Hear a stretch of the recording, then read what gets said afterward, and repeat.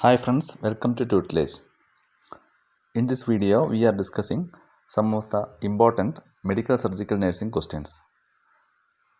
First one, when teaching about skincare for a patient with facial acne, the nurse should advise to option A, wash the face twice a day with mild soap and water. Option B, remove whitehead and comedones after washing with soap. Option C, apply vitamin E ointment twice a day. Option D, apply tretinoin, Retin A, daily in morning and expose the face to sun. Correct answer is option A. Wash the face twice a day with mild soap and water. Washing the face with mild soap and water keeps the sebaceous glands from getting plugged. Squeezing the eruptions can cause rupture of these glands, spreading the sebum and causing further inflammation.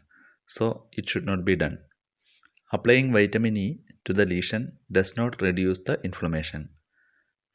Retin A should be applied at night. Exposure to sun can result in sunburn and an increased risk of skin cancer and should be avoided. Second question. While developing the teaching plan for management of scabies, which of the following points should be included? Option A. The floor should be cleaned with a damp mop. Option B. The child should be held frequently. Option C. Itching should cease in a few days. Option D. The entire family should be treated for scabies. The correct answer is option D. The entire family should be treated for scabies. Scabies is caused by the scabies mite, Sarcoptes scabies. Scabies is highly contagious, so everyone close contact with the child will need to be treated. The bed linens and the child's clothing should be washed in hot water and dried on hot setting. It is not necessary to damp mop the floors to prevent spread of scabies. The child should be held minimally. Third question. A 11-year-old boy spilled hot liquid on his arms and a 5-inch area on his forearm got severely burned. On calling first aid clinic, what should the nurse advise the mother? Option A. Keep the child warm. Option B. Apply antibiotic cream to the burnt area. Option C. Apply cold water to the burnt area. Option D. Call ambulance to transport the child to the hospital. The correct answer is option C. Apply cold water to the burned area. Mother should apply cold water to the burned site, prevents further injury to the skin. Doing so causes vasoconstriction, retards further damaged tissue, and decreases fluid loss. So, cold water should be applied to the burnt area. Keeping the child warm promotes vasodilation, increases fluid loss, and decreases blood pressure and thus circulation to the area. So, it should not be done. Applying ointment to the burnt area is contraindicated because it does not allow healing to occur and may need to be removed in the hospital. The wound can be covered with a clean cloth to prevent contamination. Fourth question. While caring a child with moderate burns below the waist, which position is the best? Option A. Place the child in a comfortable position. Option B. To lie on the abdomen. Option C. Apply leg splints. Option D. Flex the hips and knees. The correct answer is option C. Apply leg splints. The child with moderate burns is at high risk for contractures. Splints need to be applied to prevent contractures. All other positions mentioned causes contracture formation. Fifth question.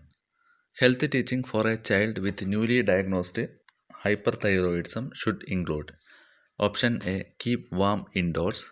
Option B. Encourage more outdoor activities. Option C. Promote individual interactions than groups. Option D. Limit bathing to prevent skin irritation. Correct answer is promote individual interactions than groups. Sixth question.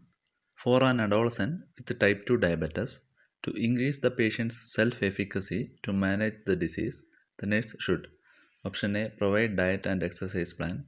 Option B. Advise to avoid junk foods. Option C. Arrange to weigh the patient weekly. Option D. Take help from a peer with type 2 diabetes for lifestyle changes. Option correct answer is option D. Take help from a peer with type 2 diabetes for lifestyle changes. Self efficacy can be promoted through the observation of role models. Peers are particularly effective role models because clients can more readily identify with them. Seventh question. Action of metformin is option A replaces natural insulin, option B increases insulin levels in body, option C increases insulin sensitivity, option D reduces carbohydrate absorption. Correct answer is option C increases insulin sensitivity. The medication decreases glucogenesis in the liver and increases insulin sensitivity in the peripheral tissues. Eighth question. A patient is on NPH and regular insulin before breakfast and before dinner. The patient receives a snack at a bedtime. The snack will option A help in weight gain, option B supply carbohydrates for immediate use, option C prevent late night hypoglycemia, option D help to stay on diet. The correct answer is option C prevent late night hypoglycemia. NPH insulin peaks in 6 to 8 hours. A bedtime snack prevents late night hypoglycemia. Ninth question. It is important to rotate the sites of insulin injection. If it is not done, it causes option A damage to fat tissue and poor absorption. Option B damage of nerves and neuritis. Option C damage of tissue and too rapid insulin absorption. Option D development of insulin resistance and need to for increased dose. Correct answer is option A damage to fat tissue and poor absorption. Repeated use of the same injection site can lead to atrophy of the fat in the subcutaneous tissue and cause poor insulin absorption. Thank you. Happy learning with Tutelage.